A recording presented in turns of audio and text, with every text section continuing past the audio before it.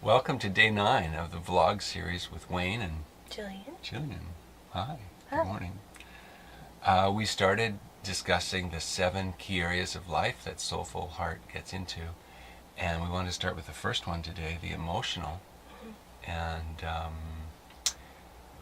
we just, before we went into that, we just felt we needed to be transparent about something we're feeling this last couple of days that involved completing with someone who had been involved deeply with SoulFullHeart on and off for a couple of years. And there's kind of a breakup feeling in our fields of digesting the reactions, the emotions, what are we really feeling. There was a bit of a celebration, but there was also a lot of frustration that something had completed, as in hit a ceiling that couldn't go any further. We're also feeling that we co-created the relationship, that we're responsible for some aspects of it.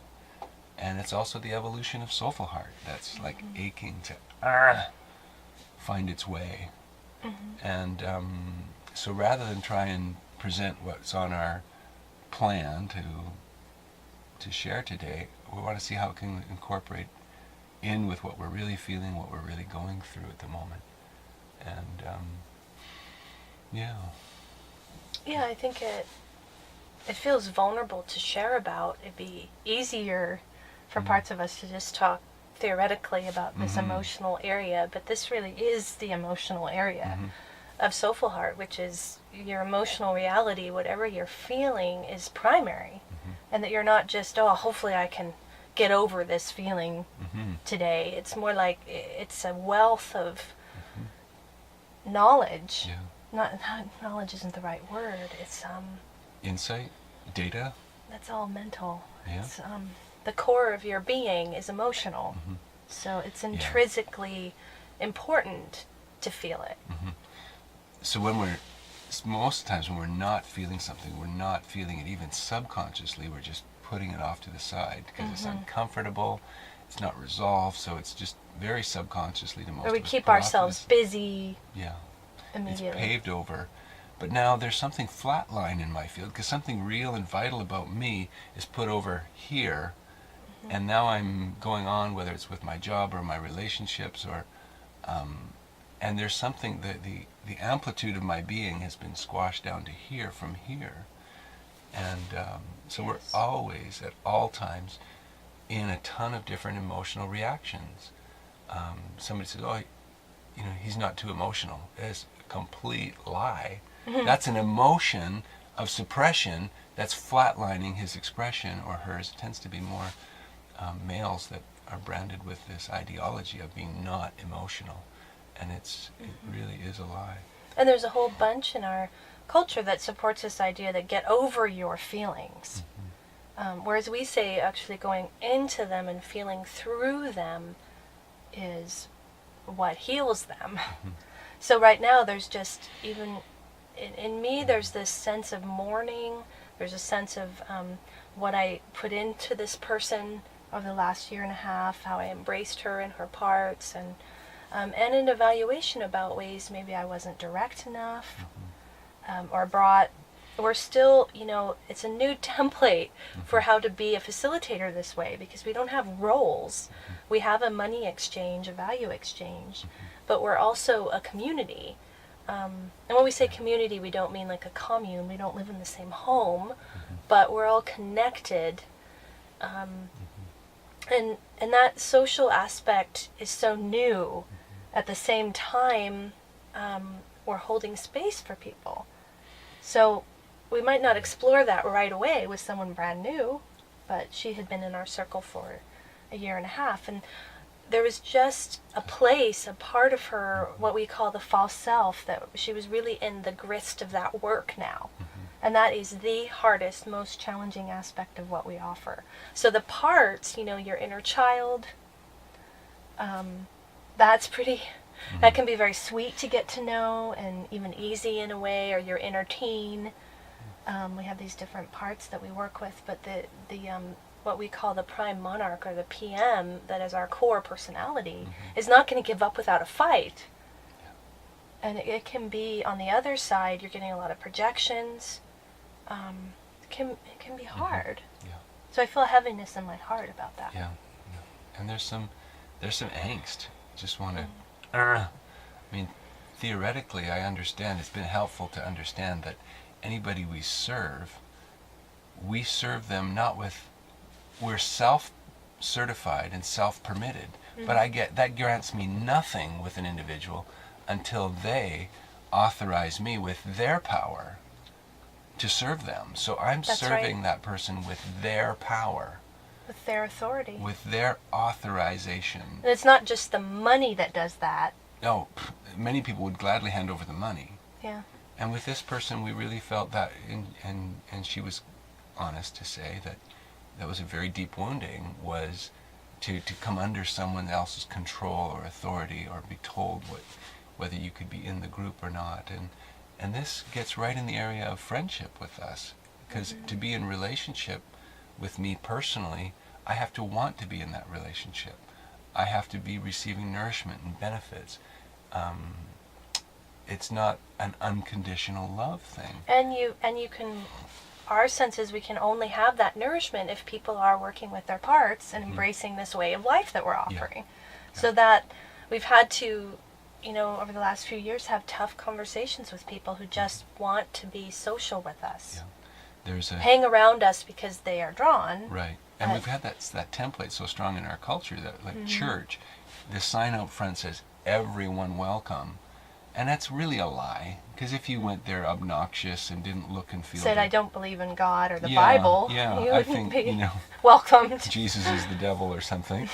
But it's polite, and it's not true. And the idea behind it is unconditional love, and we feel an unconditional, deep love and respect for everyone's intrinsic worth and value as a being. But whether that person is nourishing and I desire them to be in my life, come on, get real. That's very conditional for every single one of us. And in SoulFullHeart, we look to live that out in the SoulFullHeart way of life. And we even offer that with the divine, it's conditional. I mean, it's our birthright to have love with the divine, but it's conditional on us healing ourselves to be able to let it in. So conditions, it's been made this bad thing to have conditions. When it's actually your criteria, if it's based in health and your own advocacy for yourself, it's natural to have conditions. And the people preaching it's needed. People preaching on about unconditional love, they're actually being extremely conditional, saying, you need to drop all your conditionalities, and then I'll come in. Then I'll be a part of you. I need you to flatline to where I'm at. And so I find that... I guess we could say, everyone is not welcome, but if you resonate and you're doing your inner work and you're working with a facilitator and there's a continual ground deepening, then we have somewhere to go. And when we run out of ground, like we did with this woman yesterday, it can't help, it does hurt. Because we're not just clinical therapists who have one session with you and don't see you again for weeks. We don't have that professional distance. No, because we feel like that professional distance doesn't allow for the kind of healing that the parts need. Right. And it means then that we're personally invested. Yeah. And also detached at the same time. Yeah. So I can feel a lot of emotions going on. Just to out this, be transparent about it. I feel like I have some journaling to do today with my parts about this. And we didn't get a chance yesterday. And it's interesting how when you do this long enough, work with your parts, you can feel a little bit of back pressure.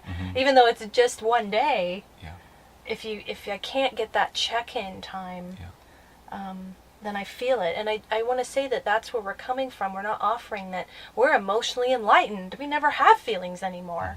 No, it's the opposite. We have feelings. We're with the feelings in this way that allows them to move.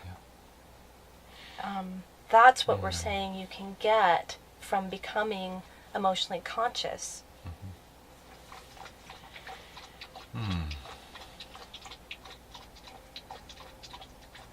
I had had something to say and I forgot what it is. I did that before too. Mm.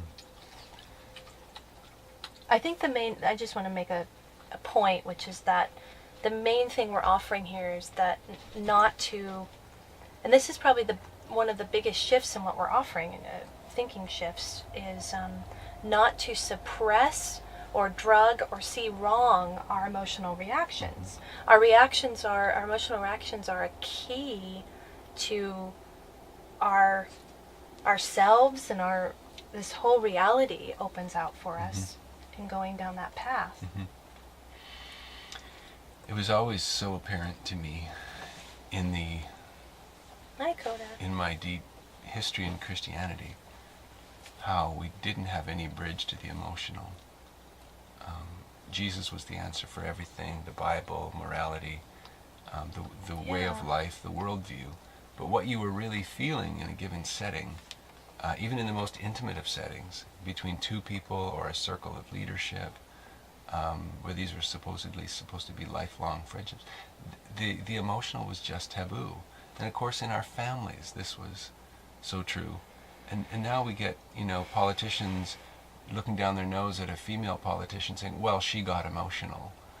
As if he's not a basket case of emotion. She's better off, at least she's feeling hers and lets herself feel. Yeah. We call it emotional porosity, where you let yourself feel what you're feeling rather than suppressing it.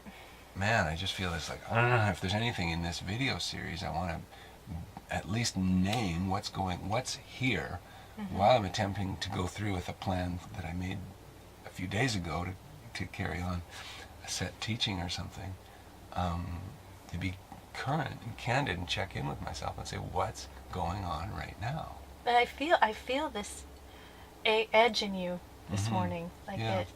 Yeah.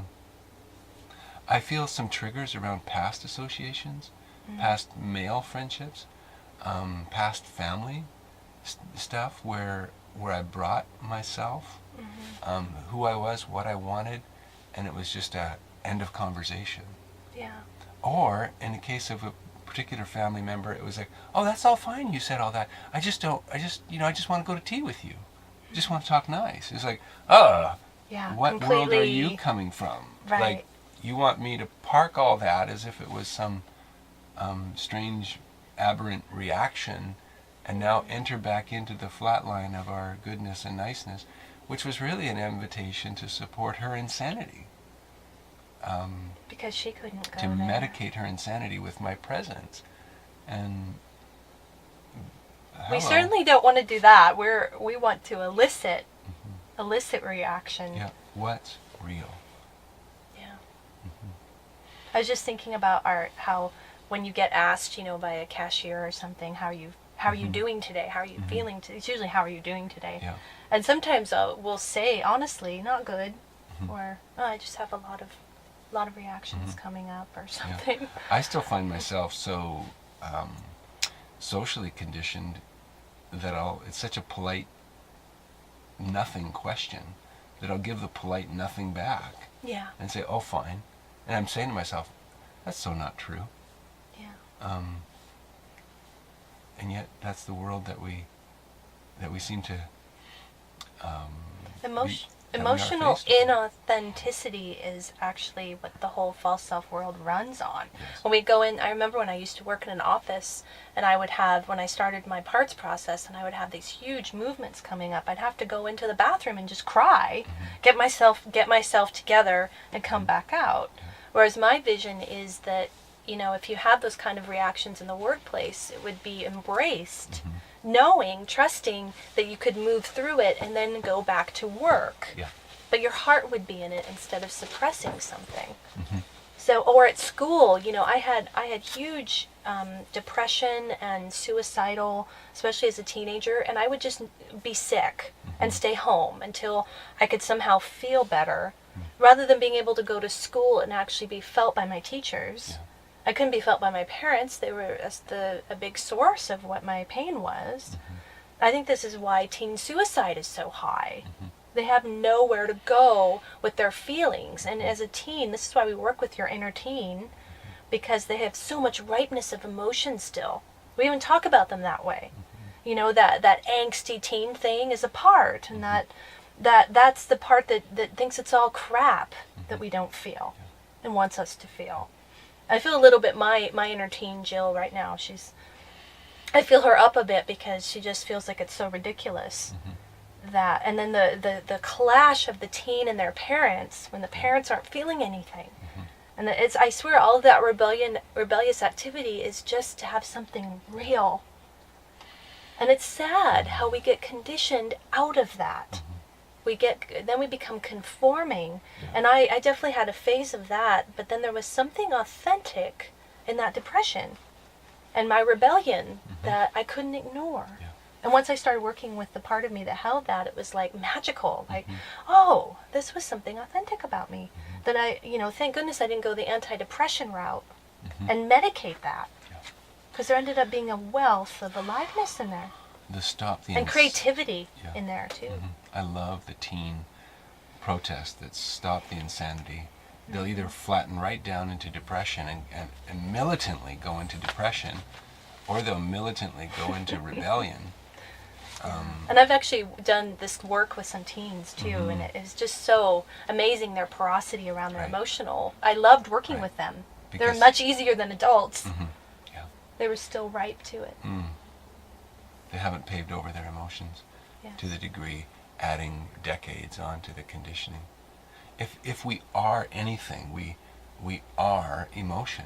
We have a body, we have cognizant, we have the mental, but we are our emotion in any given moment. We're born screaming. Yeah. With feeling, with emotion. Yeah. We are feeling beings. So we also don't hold, the typical sense of mental health. It's not mental health that we look at, it's emotional health. And whether or not you are spiritual is also all about what you feel about spiritual. When we talk about spiritual, we'll talk about that. Your divinity, the divine. The emotional relationship you have to that. So I do feel an angst. I feel myself wanting to punch through something and knock down an old structure, at least enough to create a space that pushes back on our perceptions, the deadness, the flatness, that gives us a space in which to embrace the emotional with our power, with our center, with our strength, with taking responsibility for what we're feeling. Instead of leaking it out, instead of flatlining it off from nourishment of each other. There you go, you're getting some of it out. Yeah. I feel Wayne in that, but I also feel a part wanting to integrate something soul-wise. And see, that's what's so interesting. I know Wayne so intimately, but there's a whole nother piece there that I don't know yet until you feel it, and then I get to know you that much better. So we don't really facilitate each other, but we're so emotionally intimate with each other. There's a way in which all of life really, if you have an authentic relationship with anyone, it's hugely facilitative to your growth. Intimacy will change you. Life itself, doing an earth life, is the ultimate facilitation. Doing it consciously in a process in SoulFullHeart is honoring that life itself is the facilitator, and you consciously bring what you feel you want to heal, and what you haven't been able to get at this life, but you know is in your path to feel and heal. But yeah, this is just springing off what you said about our bond, without it consciously focusing on.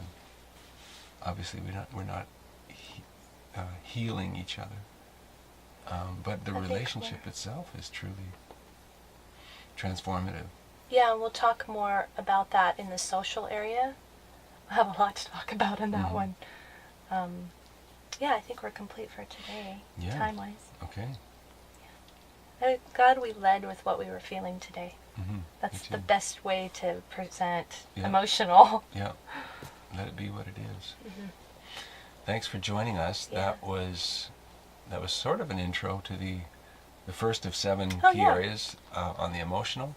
And tomorrow's going to be in the spiritual. Thank you. Bye for now. Bye. That felt a little choppy to me.